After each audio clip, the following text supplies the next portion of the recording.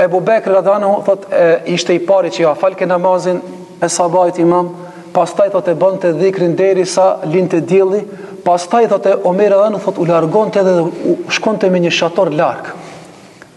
Edhe një ditë thash vallahi sot ka me përcjell Ebu Bekrin se ku atu shkuar.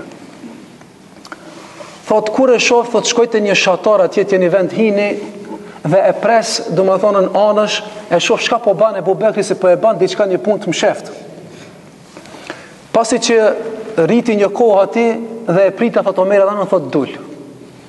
Hina në mrena kur e pash domethënë një shtëpi shumë të vjetër, një vend shumë I vjetër dhe e pash një plak e cila ishte qore, domethënë nuk kishte as burr, as djalë, as sen. Kur hina mrenda I dhash selam, ma kthej selamin. Thash kush je ti? Tha si po mshef, unë jam një plak e varfur, e dopt që s'kam mundësi me bë asnjë send.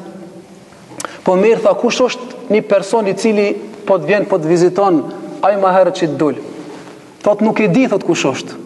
Vetëm se ki shpesh ki personi ven ma viziton. Ma fshin thot shtëpinë. Para meno, halife muslimanëve thot me madh netër me struj dhe me fshi shtëpinë, duke I një plak, sa kupton. Kush e ka bëu këtë Ebu Bekri? Thot ma fshin shtëpinë. Thot na I mljel thot vend çka I kam. Me përgatit thot qumshtin. Thot ma përgatit thot ushqimin, ka nëherë thot nëse kam nevojë për mi la ragët edhe mi lan edhe ragët. Thot edhe shkon, nuk e di thot kush është. Omer radhiyallahu fillon me qajt. Thot o halife I muslimanëve. Wallahi thot ma ki vështërsu halifeve që kanë marrë mas ti. Ja ki vështërsu e muslimanëve që kanë me ardhën udhëhecat mas ti. Va ki vështërsu mbretërve që kanë me ardhë mas ti, se çfarë vepre jeti boti, domethënë vepër që nuk mahet mend, vepër gjigante që nuk mund ta bën çdo kush këtë vepër.